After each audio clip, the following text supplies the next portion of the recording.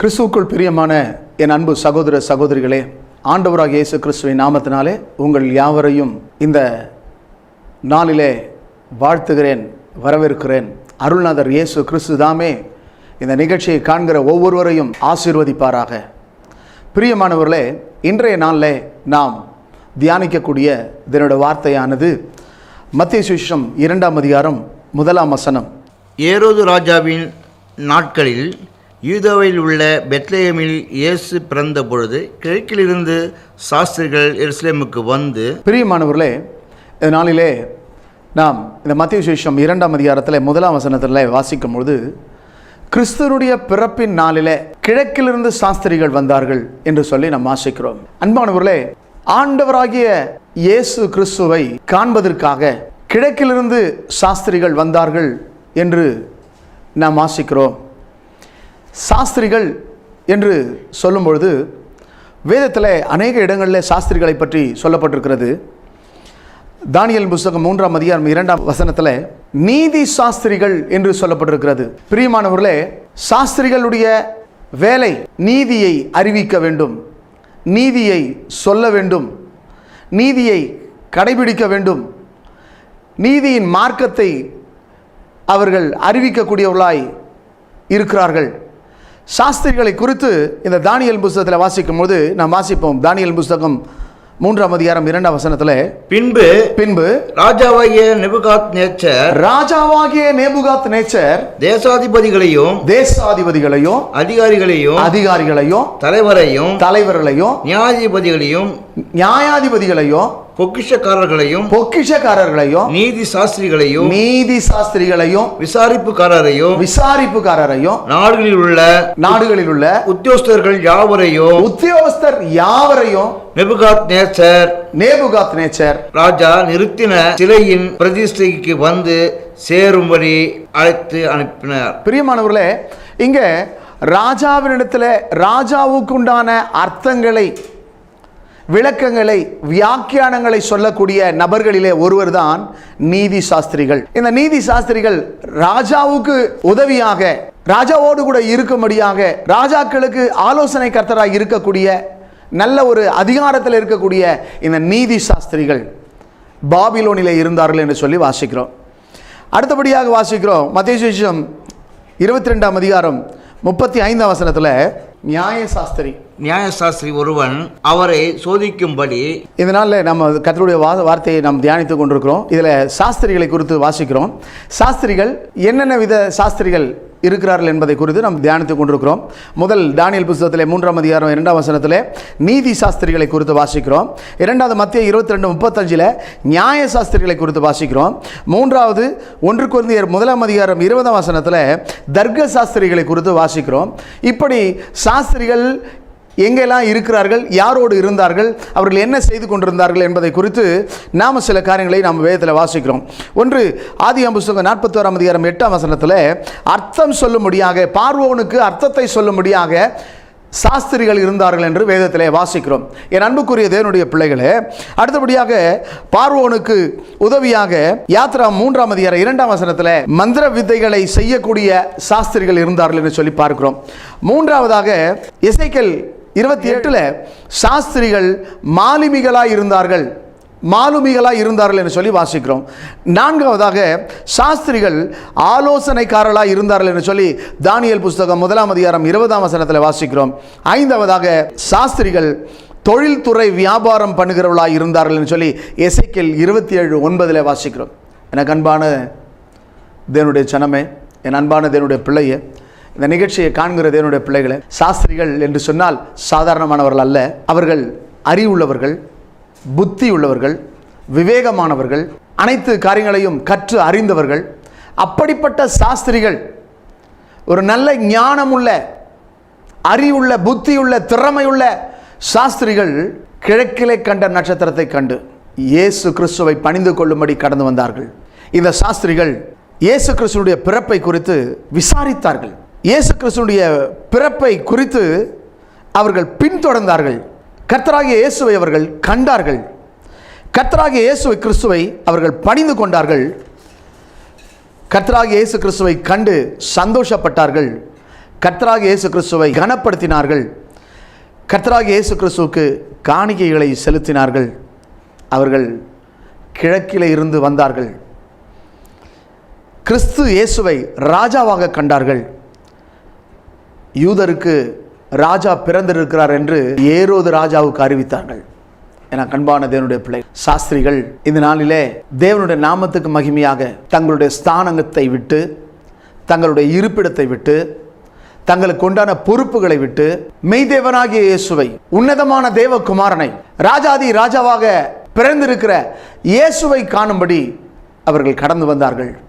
என கண்பான தேவனுடைய பிள்ளையே, அநேகர் படித்திருக்கிறார்கள், ஆனால் பகுத்தறிவு இல்லை. தேவனை அறிகிற அறிவு இல்லை.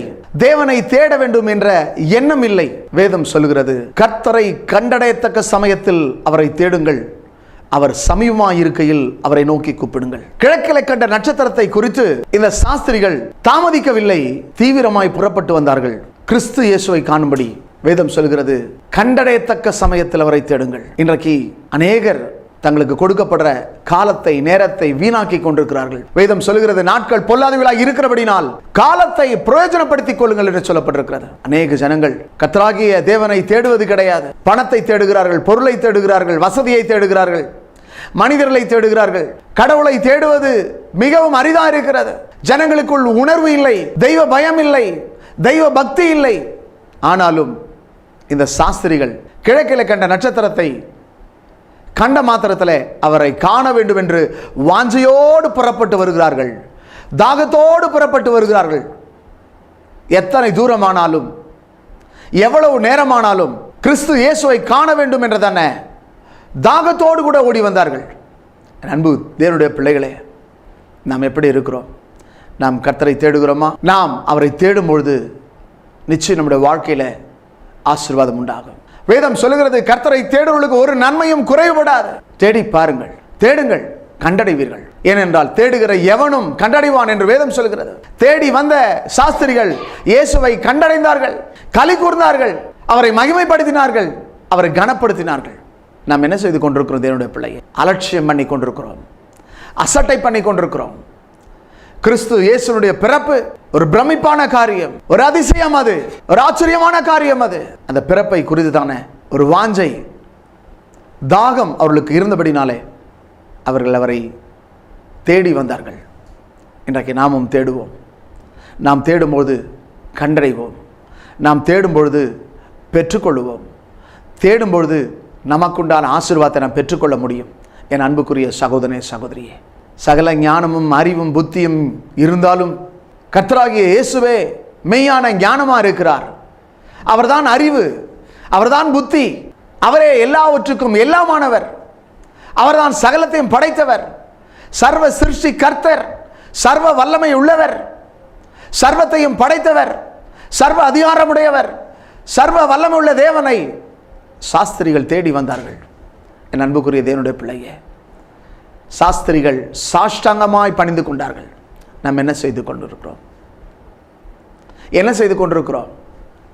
நாம் கர்த்தரை தேடுகிறோமா? இயேசுவை அவர்கள் ராஜாவாக கண்டார்கள். இயேசு யார்? ராஜா. கிறிஸ்து என்றால் அபிஷேகம் பண்ணப்பட்ட ராஜா. ஆகவே உன்னதமான ராஜாவாகிய, சமாதானத்தின் ராஜாவாகிய இயேசுவை அவர்கள் தேடி வந்தார்கள், சமாதானம் பெற்றார்கள்.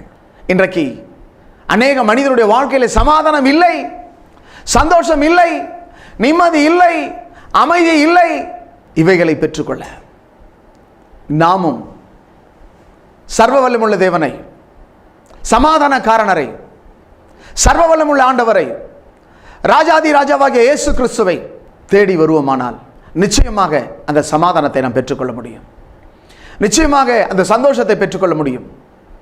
ஏனென்றால் மனித வாழ்க்கையில சந்தோஷத்தை தரக்கூடிய ஒரே ஒரு தெய்வம், ஒரே ஒரு கடவுள், ஒரே ஒரு ஆண்டவர் இருப்பாரானால் அவர் ஆண்டவராகிய இயேசு கிறிஸ்து. கிறிஸ்துவின் பிறப்பில் மகிழ்ச்சி காணப்பட்டது.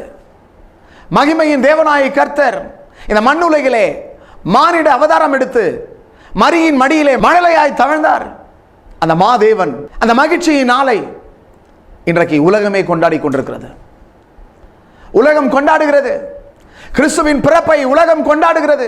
ஒரு குறிப்பிட்ட நாடல்ல, ஒரு குறிப்பிட்ட மனிதன் அல்ல, உலகத்துள்ள எல்லா மனிதர்களும், எல்லா நாட்டினரும், உலகத்துள்ள எல்லா மக்களும் கிறிஸ்து இயேசுவை கொண்டாடுகிறார்கள், கிறிஸ்து இயேசுவை பணிந்து கொள்கிறார்கள், கிறிஸ்து இயேசுவை தேடுகிறார்கள். இந்த நிகழ்ச்சியை காண்கிற என் அன்பு சகோதரனே, சகோதரியே, சாஸ்திரிகளைப் போல நீயும் முழு இருதயத்தோடு, முழு மனதோடு, முழு ஆத்மாவோடு கூட, வாஞ்சையோடு கூட, தாகத்தோடு கூட தேடி வருவாயானால், அவரை சாஷ்டாங்கமாய் பணிந்து கொள்வாயானால், சர்வ வல்லமுள்ள தேவனாகிய கர்த்தர் உன்னை ஆசீர்வதித்து இந்த பூமியிலே மேன்மையாய், மகிமையாய், ஆசீர்வாதமாய், அநேகருக்கு புகழ்ச்சியாய், அநேகருக்கு கிரீடமாய் உன்னை மாற்றுவார். அருள்நாதர் தாமே இந்த நாளில் இந்த நிகழ்ச்சியை காண்கிற உங்கள் ஒவ்வொருடைய வாழ்க்கையிலும் இருக்கிற எல்லா விதமான துக்கங்களையும், துயரங்களையும், வேதனைகளையும், எல்லா சஞ்சலங்களையும், எல்லா பிரச்சனைகளையும், எல்லா தோல்விகளையும் ஆண்டவராக இயேசு மாற்ற வல்லவராக இருக்கிறார். என் அன்புக்குரியவர்களே, இந்த நாளிலே இதனுடைய வார்த்தைக்கு நாம் கீழ்ப்படியோமா? கிழக்கிலே கண்ட நட்சத்திரத்தை குறித்து அவர்கள் பின்தொடர்ந்தார்கள். இன்றைக்கு இந்த இயேசுவை பின்தொடர்கிற ஒவ்வொரு மனிதனுடைய வாழ்க்கையிலும் காணப்படுகிற வீழ்ச்சிகள், தோல்விகள் வெற்றியாய் மாறும், துக்கம் சந்தோஷமாய் மாறும். என் அன்புக்குரியவர்களே, பின்தொடர்கிறோமா? நாம் யாரை பின்தொடர்ந்து கொண்டிருக்கிறோம்? யாருக்கு பின்னே சென்று கொண்டிருக்கிறோம்? இயேசு கிறிஸ்துவின் பின்னே வந்த ஒரு மனிதனையும் அவர் வெறுமையாய் அனுப்பவே இல்லை. அவரை பின்பற்றின ஒவ்வொருடைய வாழ்க்கையிலும் அவர் வெற்றியை தந்தார், அவர் மகிழ்ச்சியை தந்தார், அவருடைய வாழ்க்கையை ஆசீர்வதித்தார். ஒவ்வொரு தேடி வந்த ஒவ்வொரு மனிதனுடைய வாழ்க்கையிலும் மங்களம் உண்டானது, சுபிட்சம் உண்டானது, சஞ்சலங்கள் நீங்கிறது, சங்கடங்கள் நீங்கிறது. அவருடைய வாழ்க்கையில கர்த்தர் சரித்திரம் படைக்கும்படியாய், சாதனை படைக்கும்படியான காரியங்களை செய்தார். இன்றைக்கு இந்த நிகழ்ச்சியை காண்கிற உங்களுடைய வாழ்க்கையிலும் அப்படிப்பட்ட காரியங்களை இயேசு செய்ய வல்லவராக இருக்கிறார். என் அன்புக்குரிய சகோதரனே, சகோதரியே, சாஸ்திரிகளைப் போல நாமும் இந்த இயேசுவை தேடுவோமா? இந்த இயேசுவை காண இன்றே புறப்படுவோமா? அவரை கண்டு பணிந்து கொள்வோமா? அவருடைய நாமத்தை மகிமைப்படுத்துவோமா? அருள்நாதர் நமக்கு ஒரு நல்ல தருணத்தை தந்திருக்கிறார், ஒரு நல்ல தருணத்தை தந்திருக்கிறார். இனி காலம் செல்லாத, இதுதான் ரட்சணை நாள், இதுதான் அனுக்கிரக காலம், வேறொரு நாள் இல்லை. நாளை தினத்தை குறித்து பெருமை பாராட்டாதே, ஒரு நாள் பிறப்பதை அறியாயே. என் அன்பு மகனே, மகனே, என் அன்பு சகோதரனே, சகோதரியே, இன்றைய தினத்தில் நீங்களும் இந்த இயேசு கிறிஸ்துவை பின்தொடருங்கள், பின்பற்றுங்கள். வேதம் சொல்லுகிறது, எங்கே 2-3 பேர்கள் என் நாமத்தினாலே கூடி தொழுது கொள்கிறார்களோ அங்கே நான் இருப்பேன். சங்கீத புஸ்தகம் 133 சங்கீதம் சொல்கிறது, சகோதரர்கள் ஒருமித்து வாசம் பண்ணுகிறது எத்தனை நன்மையும் எத்தனை இன்பமா இருக்கிறது என்று சொல்லி அவர்கள் ஒருமித்து இயேசுவை தேடி வந்தார்கள். இன்றைக்கு நாம் ஒருமித்து கடவுளை தேடுகிறோமா? ஐக்கியமாய் கடவுளை தேடுகிறோமா? ஒருமித்து தேடும்பொழுது தேவன் நமக்குள்ளே வாசம் பண்ணுவார். நாம் ஒருமித்து இருக்கிற இடங்களிலே கர்த்தராகிய தேவன் அங்கே மகிமைப்படுவார். வேதம் சொல்லுகிறது, அவர்கள் ஒருமனப்பட்டு ஓரிடத்திலே கூடி வந்தார்கள். ஆண்டவரை துதிக்கும்படியாய், தொழுது கொள்ளும்படியாய் அவர்கள் கூடி வந்தார்கள், தேடி வந்தார்கள், நாடி வந்தார்கள், அவர்கள் கடந்து வந்தார்கள். அருமையானவர்களே, இன்றைக்கு நாம் என்ன செய்து கொண்டிருக்கிறோம்? ஒருமனப்படுகிறோமா? ஐக்கியப்படுகிறோமா? என்ன செய்து கொண்டிருக்கிறோம்? சாஸ்திரிகளுக்குள்ளே அந்த ஒருமனம் இருந்தது, ஒற்றுமை இருந்தது, ஐக்கியம் இருந்தது, நல்ல ஒரு நட்பு இருந்தது. வேதம் சொல்லுகிறது, ஒருவர் பாரத்தை ஒருவர் சுமந்து கிறிஸ்துவின் பிரமாணத்தை நிறைவேற்றுங்கள் சொல்லப்பட்டிருக்கிறது.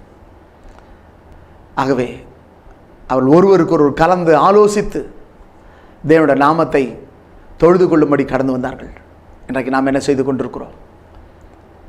நாம் அப்படி தொழுது கொள்வோமா? அவர்களுக்குள்ளே ஒரு ஒற்றுமை இருந்ததே, ஒரு மனம் இருந்ததே, ஒரு ஐக்கியம் இருந்ததே. இன்றைக்கு உன் வாழ்க்கையிலே ஒற்றுமை இருக்கிறதா? ஒரு மனம் இருக்கிறதா? நீ ஐக்கியமாய் கடவுளை தொழுது கொள்கிறாயா? கடவுளை தொழுது கொள்ள வேண்டும், தேவனை ஆராதிக்க வேண்டும், தேவனை பணிந்து கொள்ள வேண்டும் என்றதான எண்ணம் உனக்குள் இருக்கிறதா? சாஸ்திரிகளுக்குள்ளே அந்த ஒரு மனமும் ஒற்றுமையும் ஐக்கியம் இருந்தபடினாலே அவர்கள் மூவரும் ஒருமித்து அவரை தரிசிக்க, அவரை தொழுது கொள்ள கடந்து வந்தார்கள். அவர்கள் தங்களிடத்தில் இருந்ததான தூபவர்க்கத்தையும் வெள்ளை போலத்தையும் பொன்னையும் அவருக்கு காணிக்கையாய் படைத்தார்கள். என கண்பான தேவனுடைய பிள்ளைகளே, சாஸ்திரிகள் தங்களுக்கு உண்டானதை காணிக்கையாய் படைத்தார்கள். ஆண்டவருக்கு தேவை என்ன தெரியுமா? பலியை அல்ல, காணிக்கை அல்ல. அவர் உன் உதடுகளின் கனியாகிய ஸ்தோத்திர பலியை விரும்புகிறார். உன் இருதயத்தையே அவருக்கு காணிக்கையாய் கொடு. உன் நேரங்களை அவருக்கு காணிக்கையாய் கொடு. உன்னையே நீ அவருக்காய் கொடு. அங்கே அவர் மகிமைப்படுவார். நம்முடைய தேவன் பணத்தினால் மகிமைப்படுகிறவர் அல்ல, பொருளினால் மகிமைப்படுகிறவர் அல்ல.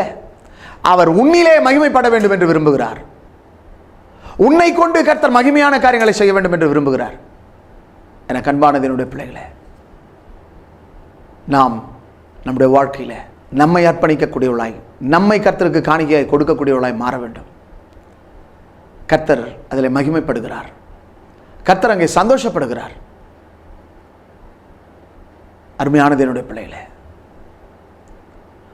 தூரத்தை பார்க்கவில்லை, நேரத்தை பார்க்கவில்லை, காலத்தை பார்க்கவில்லை, சூழ்நிலையை பார்க்கவில்லை. எல்லாவற்றையும் விட்டு சாஸ்திரிகள் இயேசுவை தேடி வந்தார்கள். இன்றைக்கு நீங்களும் நானும் என்ன செய்து கொண்டிருக்கிறோம்? எதை விட்டிருக்கிறோம்? நம்முடைய நேரத்தை விட்டிருக்கிறோமா? நமக்குண்டானத எல்லாவற்றையும் விட்டு ஆண்டவரை தேடி வருகிறோமா? நாம் தேடி வரும்பொழுது கர்த்தராகிய தேவன் நம்முடைய வாழ்க்கையில் மகிமையான காரியங்களை செய்கிறவராக இருக்கிறார்.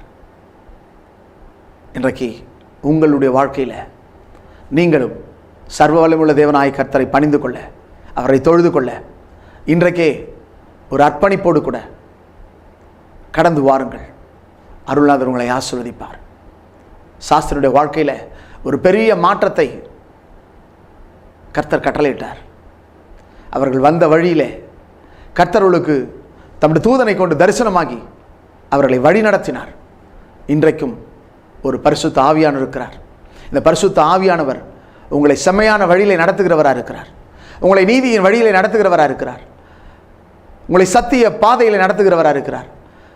நித்தம் உங்களை வழி நடத்துகிறவராக இருக்கிறார். ஆகவே சாஸ்திரிகளை நட்சத்திரம் வழி நடத்தினது. சாஸ்திரிகளுக்கு தேவ தூதர்கள் தோன்றி அவர்களுக்கு உண்டான ஆலோசனை தந்து அவர்களை வழி நடத்தினார்கள். இந்த வார்த்தையை கேட்டுக்கொண்டிருக்க தேவனுடைய பிள்ளையே, தேவனுடைய வார்த்தை உனக்கு ஆலோசனையாய் சொல்லுகிறது. தேவனுடைய வார்த்தையானது உன்னை வழி நடத்தக்கூடியதாக இருக்கிறது. தேவனுடைய வார்த்தை உன்னை தேவனுக்கும் உனக்கும் ஒரு நல்ல உறவை உண்டாக்கக்கூடியதாக இருக்கிறது. என் அன்புக்குரியவர்களே, நம்முடைய வாழ்க்கையை நாம் அர்ப்பணிப்போம். சாஸ்திரிகள் அவரை தேடி வந்தது போல நாமும் தேடி செல்வோம். கர்த்தராகிய இயேசுவை தேடுவோம். அவரை தேடி அவருடைய அந்த வல்லமையை, அவருடைய மகிமையை, அவருடைய பிரசன்னத்தை, அவருடைய ஆசீர்வாதத்தை பெற்று அநேகருக்கு சாட்சியாய் வாழ்வோம். கர்த்தராகிய தேவன் தாமே உங்களை ஆசீர்வதிப்பாராக. பரிசுத்தமுள்ள ஆண்டவரே, இந்த அருமையான வேலைக்காய் ஸ்தோத்திரம். இந்த நாளில் விசேஷமாய் ஆண்டவரே, இந்த நிகழ்ச்சியை காண்கிற என் அன்பு சகோதர சகோதரிகளை நீர் ஆசீர்வதிப்பீராக. ஒவ்வொருடைய வாழ்க்கையிலும் உம்மை தேடக்கூடிய ஒரு அனுபவத்தை தார்.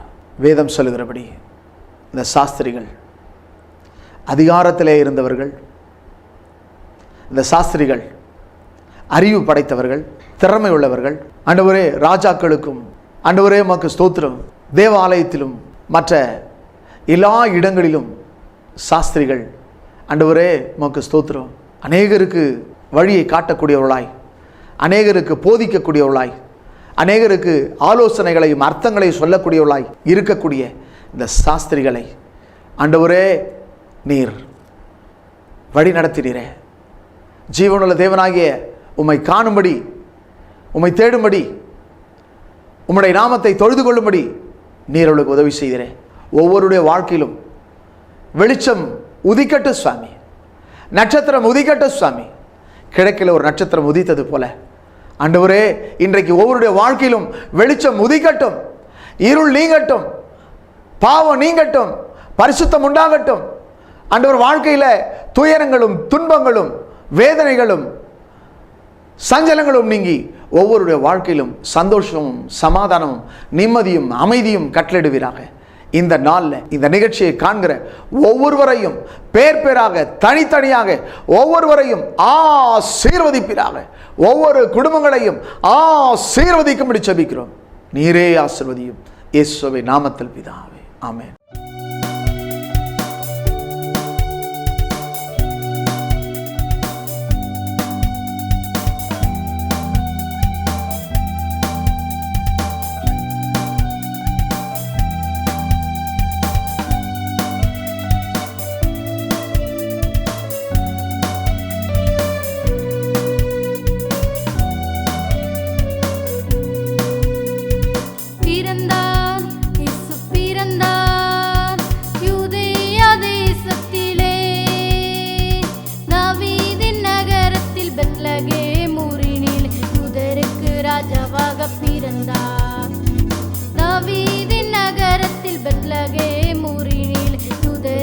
ராஜாவாக